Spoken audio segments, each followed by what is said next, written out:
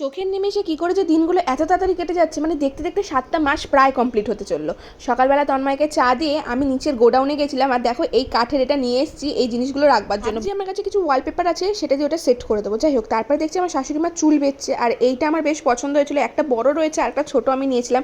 আর তারপরে মিশো থেকে অর্ডার চলে এসেছিলো, আর ওটা কেনার পরও কিন্তু প্রায় 150 না 250 টাকার মতন পেয়েছিল, আমার ঠিক মনে পড়ছে না। আর আজকে রান্নাবান্না বেশ অনেক কিছু করেছিলাম।